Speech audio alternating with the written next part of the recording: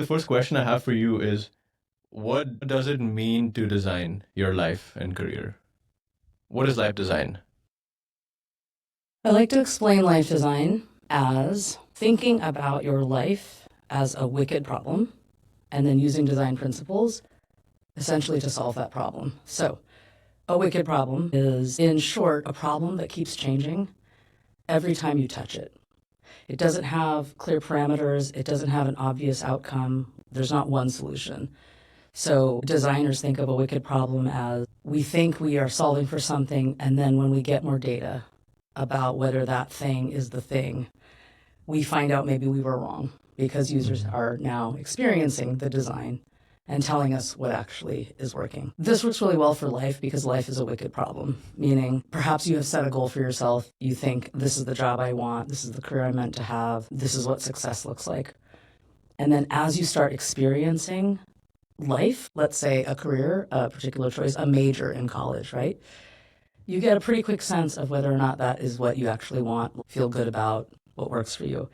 So suddenly, let's say the problem is, how do I become a doctor? And then you take your first pre-med class, OChem for a lot of people, and you realize, I have no interest in science at all. So now the problem is not, how do I become a doctor? It's, what else can I do, right? You wouldn't know that unless you tried, a step toward that particular career. So that's where wicked problems, which change all the time, need a process that allows and has flexibility to change course, to start over. So what designers do is they're looking for innovative ways to solve a problem that has been solved before, but looking for new solutions. And we can think of life in the same way. Our own lives are uncertain. We don't actually know what it's going to look like. And it unfolds based on the data we get from trying things out.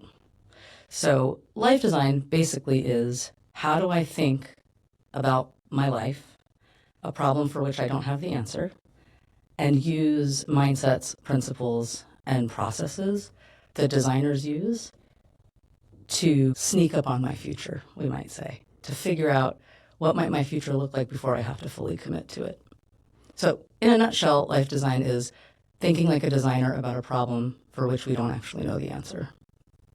Wow, thinking of a problem for which we don't actually know the answer.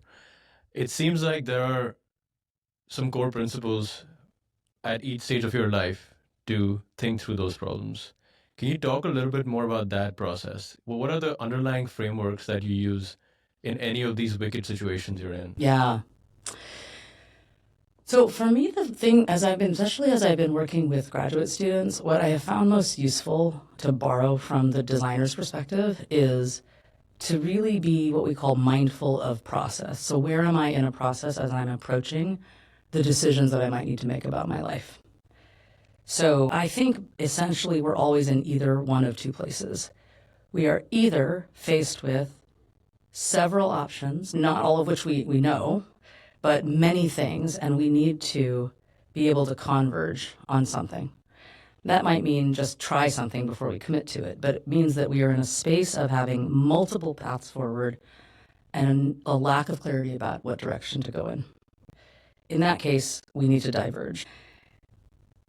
We sometimes find ourselves in a place where we're on a very narrow track. We're on a track, we're doing one thing, we're studying one particular subject, or we've been in one career for a long time. And we think that's the only option available to us. At that point, we are already converged on something, and we need to diverge, which means we need to be able to generate multiple possibilities. So that, to me, is kind of the key of life design, is knowing, am I stuck? And I'm stuck on one path, so I need to diverge and create possibility. Or am I faced with multiple options and feeling some lack of ability to try something, to choose something, and converge on a step forward? So that's diverge, converge is, in a way, describes the entire process of design. Then, and this is where I think the application of design thinking to career development and life design in general has been really beneficial to people, is there's then a process of saying, I need to do a diverge, converge process, a set of steps. So you can think of it as, I need to focus on something, I need to flare out, and I need to focus again. So the key mindsets and principles of the design thinking process would be starting with empathy for oneself, who am I? What are the things that I'm actually interested in? What are my values that are guiding me? What do I care about? Kind of who am I? What is the self-awareness that I need to develop to actually know who I'm designing for, basically, which in life design is yourself. Once you have that information, then you're defining a point of view. So if empathy is a diverge step, defining is a converge step. So then defining is, what's my point of view right now? And in life design, that could look like what matters to me in life, what is important to me in work. So we would describe it as getting a worldview and a work view, a sense of what is my sense of life and what's its purpose, and then within that, how does work play into it?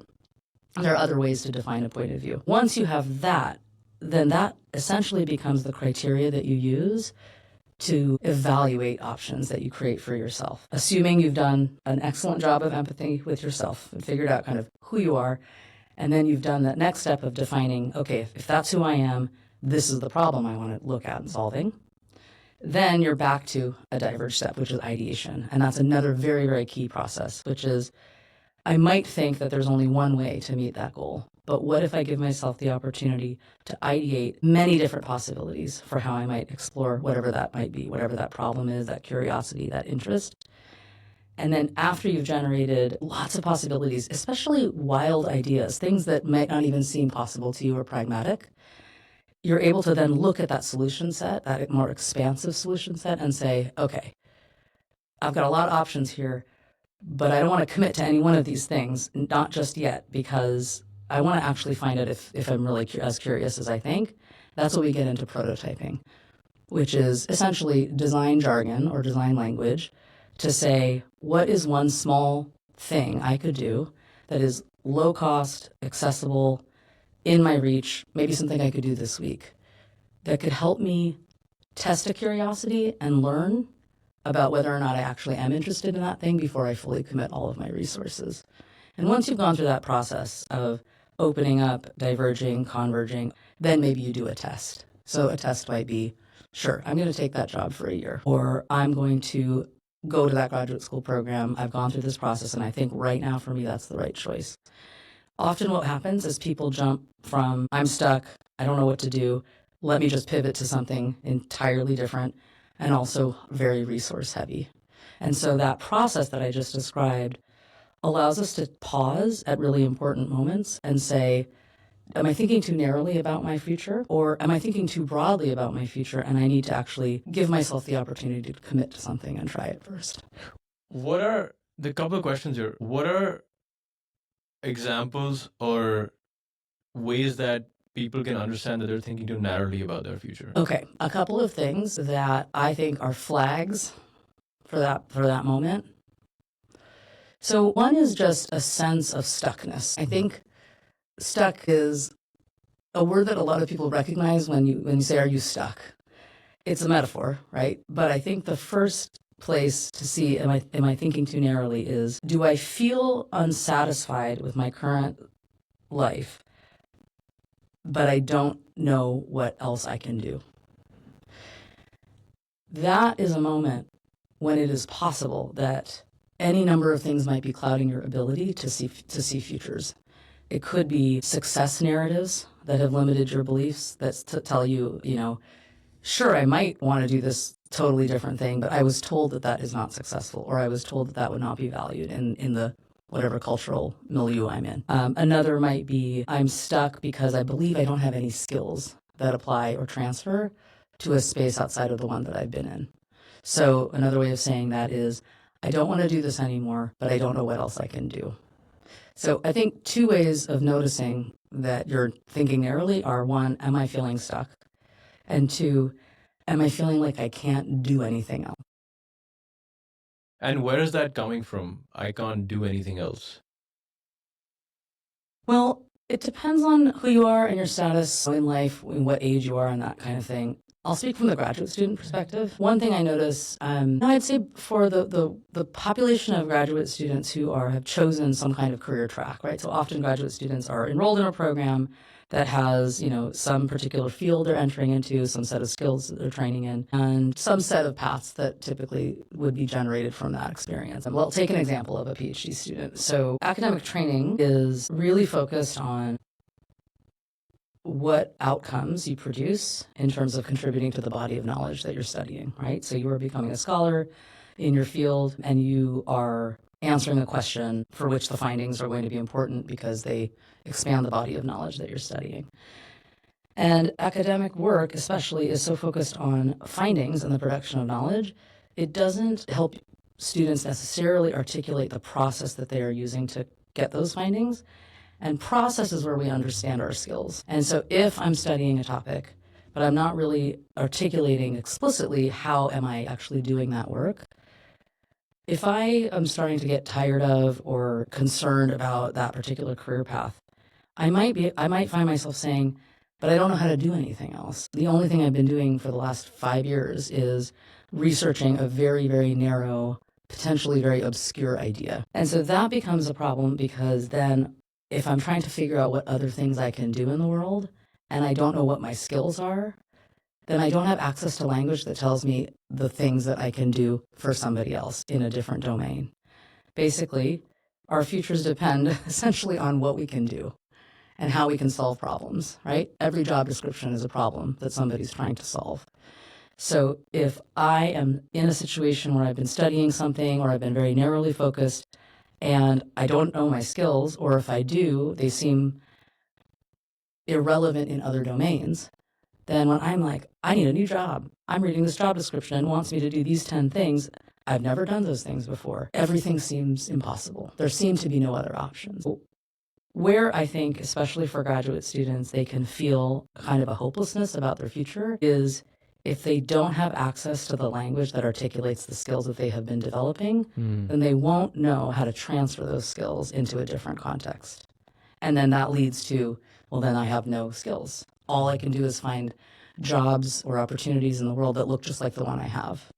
But there are no jobs like PhD student. The only job for a PhD student is to be a PhD student or to be a faculty member eventually. So that empathy work in life design or career development broadly, a really important piece of it is first you have to understand what is it you bring to the table. What are the names of the skills that you have? So that, for example, if you've been a researcher and now you want to work at a museum, you actually can if you've done similar things in a previous context. You talked about something earlier, which is on understanding what your interests are and where your values are at.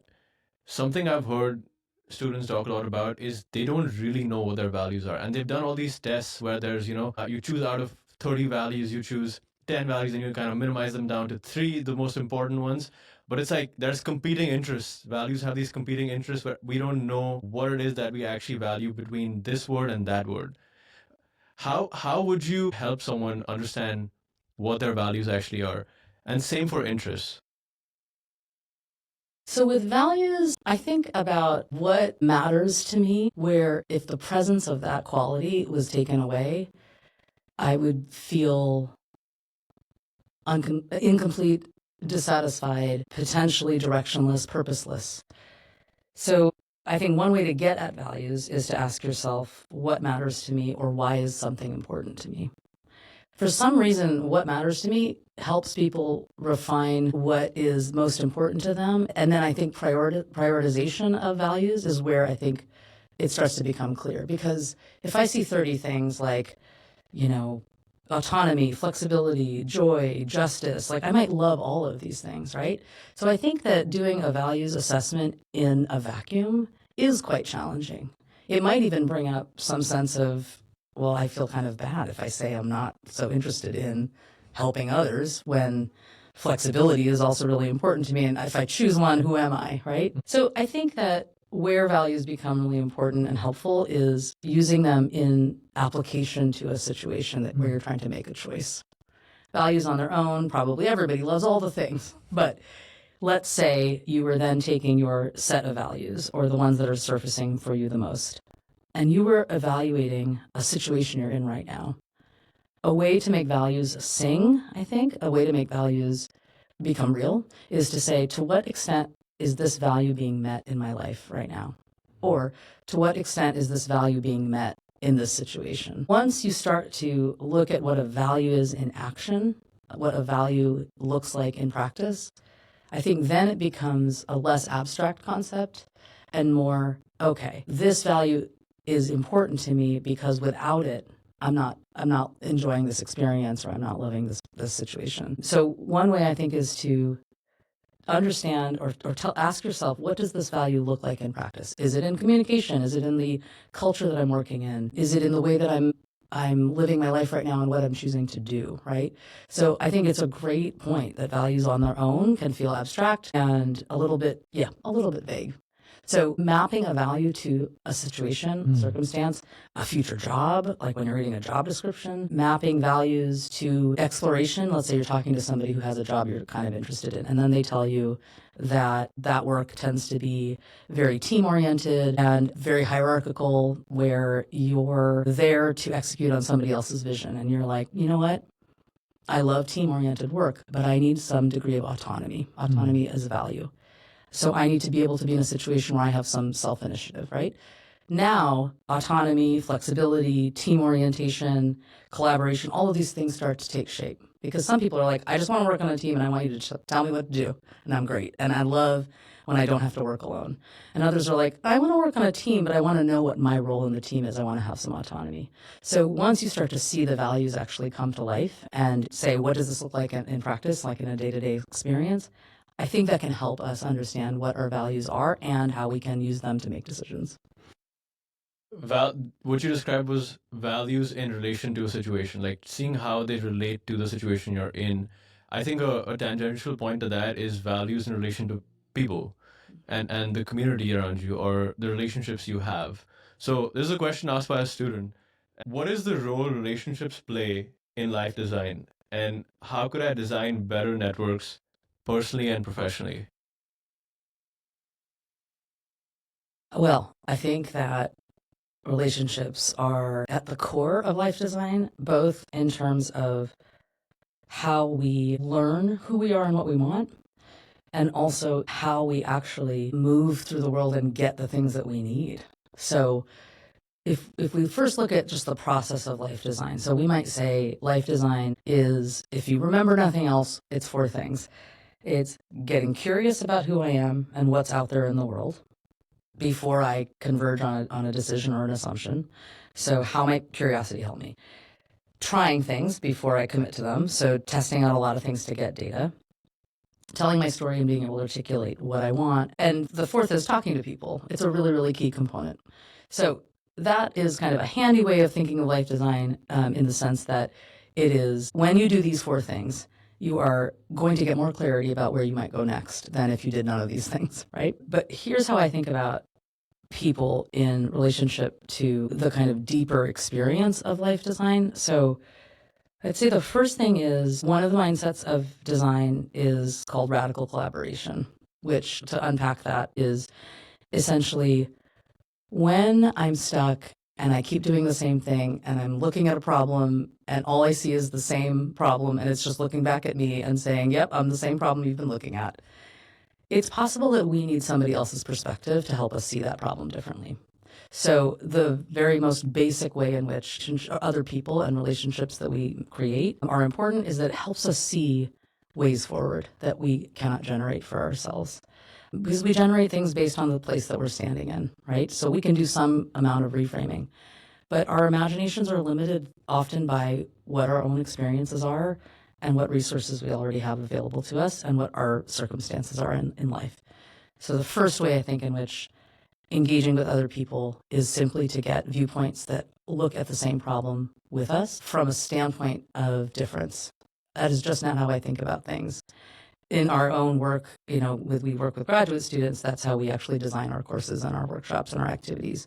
You are doing some individual reflection, and then you're kind of shopping that idea around with other people. And what I hear most often is, I wouldn't have thought about it that way. And then this person I was talking to showed me a different way, right? So at a basic level, I would say testing your ideas out in the world with other people is incredibly valuable. I think the longer term impact of developing the network and inviting other people into your process is the reframe, the design reframe about networking. So Networking is a topic that basically in any room, and if I ask how many people here love networking, I get absolutely zero hands. There's always one person who's just a super extrovert and That's me. loves people, right? I mean, actually, you and I we're the two in the room, right? And I would be curious to know why that is and what we enjoy about that, right? So what I find is that a lot of people that don't raise their hands when I ask about networking, if I said, how many of you love people? How many of you have friends? How many of you enjoy relationships and connecting with others? Many more hands go up, right? So what happens, I think, with networking and that idea that, oh, I need to move my career forward through networks is suddenly I'm becoming a very selfish person. I'm basically asking other humans to do me a favor, and often who I'm talking to is a stranger that I have no relationship with. So why would they do anything for me, right? So the reframe that we use in life design that I have found to unlock so many doors for people when it comes to networking is, what if we were to think actually about networking as just asking for directions? So to make this a concrete example, let's say I'm interested in having a podcast. This is actually this is the curiosity that I use all the time, and when I teach is I'd like to be a podcast host. Okay, this is what I say. I've never done it. I've been doing this for 10 years, and I use the same example. So let's say I have a curiosity of I want to be a podcast host. If I reach out to somebody who's like a famous podcast host, or even a not so famous one, my immediate concern is they don't have time, they're super busy, they're really important, I'm nobody, and now I'm stealing time away from them, right? But if I instead reframe it as this person that I want to talk to, or this person that someone referred me to, is about 5 years ahead on the road. They've done it, they know how to get there, they have a journey, and they might have something valuable to offer me if I say, how did you get there? I'm just trying to get there one day. How did you get there? What was your journey? And what would you do if you were in my position, right? Then we go from, I'm asking you for a favor, to I'm seeking your wisdom. Then we go from, I'm asking you to give me a job, to I'd like that job one day, and I'd like you to tell me what your experience was, right? So networking goes from, I'm taking away, I'm selfishly asking you for things and not giving back, to you have wisdom to offer. I value you. I value your expertise. And that, I mean, I don't know. My sense is that human behavior is, I feel valued, I feel seen, I feel heard, I'm being celebrated. Of course, I want to help this person. So just like if I were up across the street and trying to get to this building, and I say, hey, does anybody know where the studio is? And I ask somebody, they're going to say, oh yeah, just go down to the right. What's going to happen? I'm going to say thank you. We're going to walk away. I'm not writing them a check for their help. I'm not sending them a card. They are happy to have helped me, right? So there's a reciprocity in building a network if we do it from a place of genuine interest in the other person. And I think that reframe has helped people really relax into seeing a network as actually building a community of care. Grad students, particularly PhD students, have this introverted nature, right? That's the other side of it too. They would enjoy conversations one-on-one with people, but it's much harder to be in a room of strangers where they don't know anyone, and now they have to initiate that conversation. Are there any tips you have for introverted people on how they can navigate those rooms, which they inevitably will be in? I'm not an introvert. I don't know if I could speak from the first person, right? What I hear in your question is, what is a first step that I can take when I'm feeling anxious about interacting with a stranger? Okay. So thinking through what I think an introvert might be experiencing, I think that the most important thing you might do in a moment is connect to your own intentionality. My sense is that people's anxiety in those moments comes at least in part from believing they need to perform a certain way of being and getting stuck on or fearing, what does this person think of me? My own experience has been that when you demonstrate genuine curiosity in somebody else, they are thinking more about who they are and the story that they can share with you, and often are delighted to share that story with you, and thinking less about who you are and how was that question posed and whatever that might be. And honestly, they may not even be thinking about the things that you were thinking in the first place. If you approach somebody with genuine curiosity about who they are, I find that it really opens people up to the content of what you're interested in, and then becomes less about the interaction that you're having. I agree. And I think that at the end of it, we're all mostly thinking about ourselves. And so even that person that you think is thinking about you is just thinking about themselves.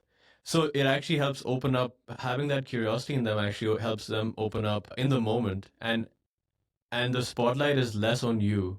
So you can feel even more relaxed. And that's kind of why I like the art of podcasting too. I'm in the shadow. You're the one in the spotlight, and I just have to shine the light in the right way, and people will start opening up about that. And then that leads to them being more curious about you at the same time. And then you have this genuine connection that's made Yeah. as a result of it. I wanted to dive a little bit more into the cultural side of things, because a lot of times people have maybe figured out some things that they value, but then these values that they have are not in coherence with the culture that they're in or the family that they've come from, the society that generally accepts them. How can someone navigate the dissonance that they feel between them and maybe their friend group, their family group, when it comes to their career decisions? It's such an important question, and it's very important and so relevant when we're talking about working with graduate students in particular. And I say that because we are often working with populations who are exploring something that isn't necessarily even what was their parents did, for example, right? Higher study, maybe a subject that is very different. I think that if I were to ask some tough questions here, right? What I would say is you have a couple of choices in a situation, right? You can accept the situation that you're in. You can change the situation within the agency that you have, or you can essentially leave that situation if you can't make it work. And by the situation, what I mean is, in this case, is I am making a decision that is in line with or is acceptable to the cultural framework that I'm in, or the particular people that are shaping my visions, right? So I think the first thing to do is to say, am I living the life that I want? And am I living the life in alignment with the values that I have? What I think about collective cultures is that that is not always a choice that we can make independently of the people around us. And I think that is, I wouldn't call that a challenge. I would call that a cultural reality. So I want to first acknowledge that, I think a lot of this work, or the language around career development, the language around life design, it presumes, I think, without interrogation, it presumes a very individualistic N of one. N of one, I would say, Western perspective that suggests that each of us is our own being with our own choices to make that does not actually have an impact on others. I think that the way that I would reframe that is we're always trying to figure out what power and agency and choice do we have within the larger context that we are choosing to accept as part of that decision making. So I wouldn't say that you can't design your life in the absence of or in violation of the norms that you're growing up with, or that you want to uphold, right? Within that space, you get to decide whose viewpoints am I taking into consideration, and which norms do I want to continue to uphold. So where I think it can be important, as part of the life design experience, is even if you are not interested in making decisions on your own, or for yourself, let's say, it can be extremely helpful to say, how are the choices that I'm making coming from narratives of success or value that are imposed upon me versus ones that I actually believe? So what does success mean to me? What is a life that will feel fulfilling to me, right? The answers might be, it is one where I am making choices that support my family, right? The life that you design could be, it is, I'm going to college, I'm going to get a well-paying job that will allow me to send money back to my community, right? There's no reason to believe that you can't design your way forward in service of those outside of you. Where I think it has been helpful for people is to take the moment to pause and become explicit about why they're doing what they're doing, so that they have agency, again, power, choice, to say, oh, right, that is a narrative that was actually told to me years ago. An example would be, I've worked with students who have completely taken into themselves, absorbed a narrative that is, I should study X thing, or money should be my kind of driving factor. Salary should be the determining factor, or the highest priority. Because my parents told me that 25 years ago, 3 years ago, whatever it is. Sometimes that is a narrative that is no longer serving that person, and they decide, I'm going to have to actually break from tradition. Sometimes that decision is one that they take back to their family, and their family says, that's just something we said when you were worried about your future. Get a high-paying job, then you'll be secure. We just want you to be happy. Like, how many immigrant parents I have heard say, actually, I just want you to be happy. Now, they don't always mean that, meaning I just want you to be happy, and this is what happiness looks like, right? So it depends on who you grew up They with. mean when they say that, they mean typically what they think looking happy looks like, you being happy looks like in their head. Well, what I would say is, we don't always know. Yeah. What we might find out is that is true. What I have found especially as I work with international students or really anybody who is in any way connected to their community of choice or of origin, right? Is that sometimes it's, I want you to be happy and this is how I define happiness. Sometimes it's, I want you to be happy and I didn't know that you were unhappy with the choices you were making because you never told me. This is me getting into territory that's like, go tell your parents that you're super unhappy and that you want to change and everything's going to be fine. I have no idea what would happen in a specific in a specific situation or context. But what I have found to be powerful is, and this is where I think doing life design for yourself is, let me make sure I understand where these narratives of success and what definitions of happiness are coming from, and then I can decide if I agree with them. I can decide if I don't agree with them, but I have to defer making changes because that's the situation I'm in. But that I think I would say my point is getting clarity about where these narratives are coming from, because sometimes these narratives are just so ingrained in us that we actually have forgotten, and then sometimes we test them out and it turns out nobody cares anymore. I've seen that play out, especially for international students that move to the US, because they have this separation from their families to have some space to then think about these situations. And same for even people in the US that are just moving away from their families to a different college. And that's when you start seeing, again, coming back to relationships, you start seeing other people navigating life within the same program that you're in a way that you'd like to navigate your life. And they're following principles and values that are very different from the ones that you grew up in, and now you want to kind of embody that in some ways. So I guess the question there again is like, what do you see in that person that you actually want to embody, and is that something that is truly something that you want versus something that, again, you think some other person or other set of people that you're around want for you? Yeah.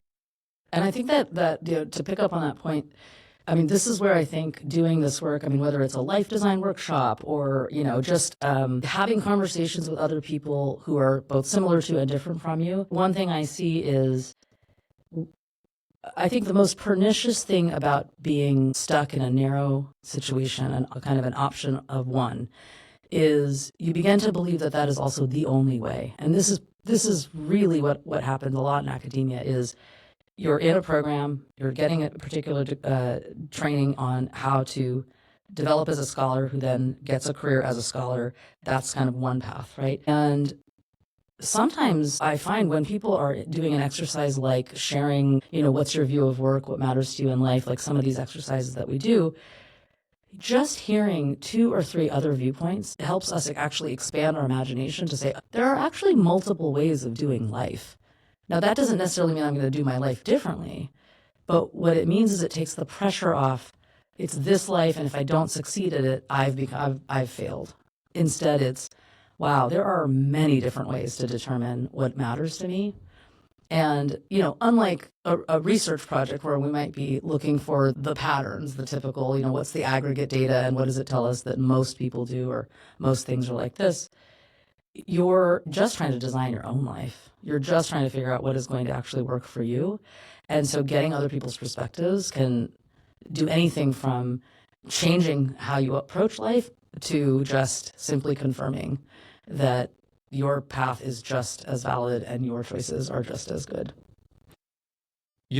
This is I think, a very important point. And the reason I wanted to do this entire podcast was to help others ask the right questions, essentially, for their life. And there's some common questions that I hope that will be uncovered through this series of conversations that would help people get closer to finding something that is genuinely enjoyable in their life, some career that's actually much more in alignment with who they are as a person.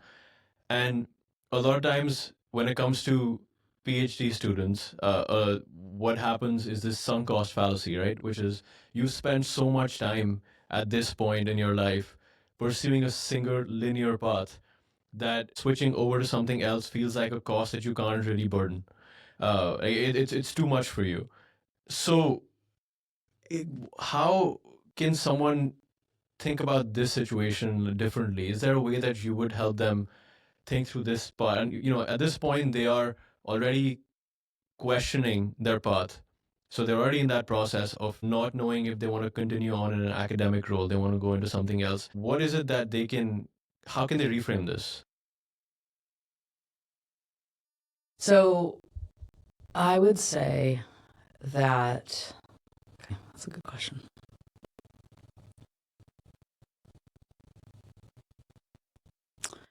Here's how I would approach this. I think sometimes we try to reframe something too early.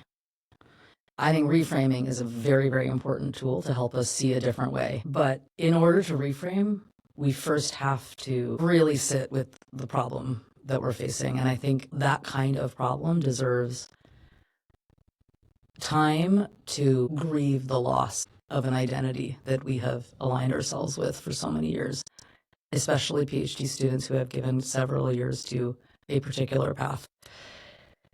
Sometimes we jump into reframing, certainly I do, actually as a coping mechanism to avoid the challenges that we have of just recognizing that we're about to make a serious change, or that the choices that we made X number of years ago didn't work out like we planned, right? So I would say if I were working with somebody and thinking through this together, the first is, how do I accept that this is true and make sure that I really am at peace and that I can let go of this? And how do I then say, if I understand that this identity is not a path, that my identity and my path are not the same thing, first, that I am not a PhD student, I am a person in the world who has chosen to explore a deep question for about 1,000,000 years, right? Then maybe I can say, okay, that is true. That is what I did.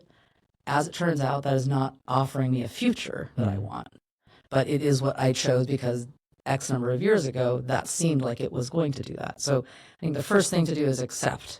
I'm here. That's the choice I made. Now I'm here. What are choices I can make going forward, right? But I think sometimes we actually jump to reframing so quickly because it's a way of saying, okay, let me just think about this differently, right? Then for those of us who are kind of stuck in that grieving place, that sense of I'm lost, I had an identity that was meaningful to me, or that I thought was of great value and it's no longer available to me. That's where I think some of that reframing work can happen. Sometimes that reframing can be as simple and as concrete as, well, let me look at actually what has gone well and what did I get from that process.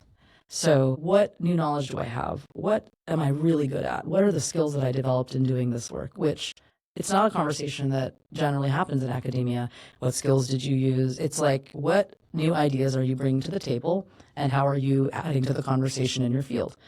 But if you look at it a different way, you might have been doing research, which has its own like 30,000 different skills involved. Then you might also have been teaching students in a classroom, and all of the things that come with being a teacher, working with students, facilitating learning. You may also have been planning events. Maybe you had to run your student conference, or you had to help your advisor, plan something that, involved you being an incredible project manager, et cetera. And then there are the 90,000 things maybe you were doing outside of that, right? So sometimes I choose to move away from the reframe of like the big identity loss, like, oh, I put so much time into this and I have nothing to show for it, and say, let's actually find out what you were doing. We'll come back to that. Let's see if we really believe that. What did you actually do the last 5 years, the last 3 years? What did you do this week? Let's look at your calendar. Let's break down every experience you've had. And then this is where I like to say, and to your point about questions, what questions can I ask? What is something that I did how did I do it? And how did I do it well? So what did I do is where you identify experiences that you have. How did I do it is where you define the process you went through. And how did I do it well? That's when you know what your skills are. When you're able to tell a story of something you did well, that approach is going to give you a whole host of skills. So then all of a sudden I'm a person who studied a topic for X number of years and developed a whole bunch of skills and approaches to doing it well. And now maybe my future is not so much a starting over, but rather a building up off of that foundation that I've had. Not everybody has that PhD experience, but I can guarantee you that all the time that you've been thinking, oh my God, is this a waste of time? What did I do? You probably were developing a set of skills, approaches, and making contributions in some way that then can, I think, open doors for where you might go next. I have two more questions for you on this. So, first one, this one's from a student. They're a master's student right now, and the question is, how can I be more intentional in my day-to-day while trying to reach my ever-changing, unsure goals? Will you call me when you find out? $1 million question. How am I intentional in my everyday life while also Being unsure. being unsure?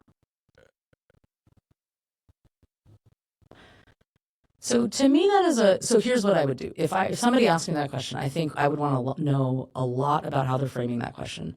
What I'm hearing in the question is, how can I be intentional if I don't know what I want my life to look like? So how is one intentional about anything? There are so many approaches I might take with that one. The one that's coming to mind first is, I would go in two directions. So one of them is, tell me about a time that you were in the situation before. When have you been unsure before? What did you do? Because whatever you did has gotten you here. And so we know that there's some success rate because you are here right now asking me this question. So I think that we underestimate how important it is to just go backwards instead of constantly thinking about an anxious future, let's say, right? There's so much power in the decisions that we have made in the past. But even more importantly, I think it's to say we're always uncertain. We don't actually have certainty about anything. I think this moment in our history tells us that at an extreme level. So I think we're moving through the world with a kind of veneer of certainty because otherwise, how would we cope? If we don't know what tomorrow looks like, how can we do anything with any intention, right? So I would actually say, listen, we're always living with uncertainty. Produce a sense of certainty by converging on a choice like I'm going to grad school or I'm going to try out this job for 3 years, whatever. But you don't actually know how that's going to unfold, right? So where I think intentionality comes in is staying connected to what do I want to get out of this experience in front of me? What kind of life do I want to live? How will I experience a sense of inner peace, alignment with my values? Those are big questions. And so where I think intentionality comes in is intentionality can look in practice like, what do I want my day to look like? Right now, experiencing a sense of joy, experiencing a sense of community, and experiencing intellectual stimulation. These are things that I know I want in my life. I don't know what 5 years will look like from now, right? But what if I were to design my week such that I made sure that the things that I care about are being met? And then what do those look like in practice? So basically, I'm saying, everything's uncertain. And we would do well to remind ourselves of that and know that we have been actually navigating a wholly uncertain life this entire time. So intentionality sometimes is, let me work with the smallest possible unit of time that I know I have some control over, which is, let's say, today. What would a day of intentionality look like? And when you live a day of intentionality over and over again, you're living an intentional life. So I hear. I don't know if I do this myself. This is actually advice, note to self, to do this, right? Because sometimes I spend so much time imagining a future that I actually lose time sitting in that space. I think that practices, so another way that I might approach this is practices of present moment experiences, meaning what are things I can do to be in the present moment can help those of us who spend a lot of time anxiously futuring and a lot of time regretting our past. And one approach that I think is probably overdone, but I think it's actually quite important, is a practice of gratitude. And we talk a lot about gratitude practice. We do this in our classes. Brene Brown is known for this. There's a lot of, folks who talk about gratitude practice. What I have found to be really powerful about gratitude practice is, like, if the practice is, let me just think today about something I'm grateful for. It is, I think, impossible to be sitting in the future or the past when you're actually thinking about what you're grateful for, because it requires you to be talking about the present moment. And when you do that, you can't actually, essentially, that practice forces you to just think about the now. So another way I think living intentionally could look is, what am I grateful for today, right now? What is the life that I have right now that I am certain of? In the sense that I think it has the power to keep us living right now. Super grateful for this conversation, because now I'm thinking about that. There's always uncertainty, you said, which is definitely the case more than ever, it feels like right now. So what do you think are the underlying skills, maybe mindsets, that people need to have going out from college at this time into the real world that would benefit them? The foundational skills maybe that you want to develop and inculcate in an uncertain future, and the one that feels to be more uncertain than ever before.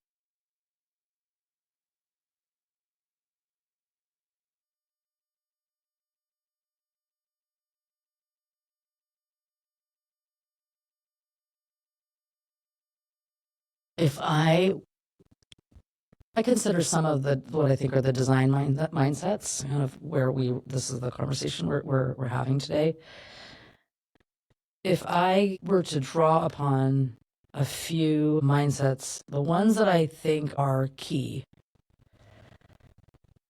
are having curiosity. I think that, in my experience, What does curiosity mean? so the way that I think about curiosity is asking yourself, what do I not know? And what am I genuinely interested in knowing more about? That is itself a pretty vague practice. So I like to say, what do children do when they wander through a space, let's say a new space? So a kid wakes up, runs downstairs, running around the kitchen. When you watch a child, like a 2-year-old or a 3-year-old, move around a space, they experience the space and they play with the space and they interact with the space in a way that is so refreshing, because they don't know what anything is around them. So they might open a door because they've started to understand what a door is, but they might start by pushing on the door because they don't know that it opens, right? So they're confronted all the time with something and have no preconceived notions about what it's supposed to be or do. And they also have no shame about what they should be doing in response, right? So curiosity to me looks like a child engaging with something they've never seen before. That's to me what it looks like. And so as an adult, what I think about it as is being able to engage with something, recognize that you might have assumptions and want to test those assumptions to know if they're true. So when we live in uncertain times, I think we are especially looking for certainty, security, the known. And anxiety, I think, has a way of outpacing curiosity. If you can make friends with your anxiety, that sense of, I need to prepare myself for the very, very scary thing that might be happening, and say, is that really true? Will that thing really happen? Am I okay? Am I safe right now? Your curiosity can come in and say, okay, I got you. Let's find out if that scary thing is really true. I'm worried that this thing will happen. My curiosity is going to say, how sure are we? How do we know? Could we ask ourselves if that thing really is going to happen? Is there something else that's going to happen instead, right? So with uncertainty, I think it's a matter of understanding that we have parts of ourselves that are designed to protect us from uncertainty or to manage uncertainty, that are firing in our brains, and our shoulders are getting tense, maybe our heart races, right? There are physical ways that we respond to a particular situation where we're not sure that we're safe. But recognizing that some of the uncertainty that we're in right now, some people are experiencing actual, real, physical harm, potential, like social violence, political violence. There are some real things going on, and people's basic survival is at stake, right? So in that moment, it's, I think, important to say, okay, which are the things that are actually external to me and are going to potentially make it so that I'm not in a secure place? And then which are the things that I'm just worried about, but I have some control over, right? So how do we use our anxiousness or our protective parts to say, I'm actually trying to take care of myself and I need to survive? And then discern between that and what are the things I'm just afraid will happen, or things that might go badly, or what if I pick the wrong job, or what if I study the wrong topic, or what if I go into the world and I don't quite know how it's going to go for me, right? Being able to discern and say, curiosity will help me engage the important parts of me that need to survive for things that are really bad, and distinguish between those things and the things that maybe I just fear but don't have to worry about. What an amazing answer, honestly. And just to kind of tie that a bit together, what you said was curiosity at this stage of our lives, if we're not 2 years old and we're not listening to this podcast, is people having the drive to ask themselves questions with as little judgment placed on the outcomes of those questions. So with that, thank you so much. Yeah. I really appreciate the time for you being in Austin, first of all, and I hope that we can see you again here. It's an absolute pleasure. I'm so happy to be here. I really enjoyed our conversation. Thank you. Awesome. Thank you, guys.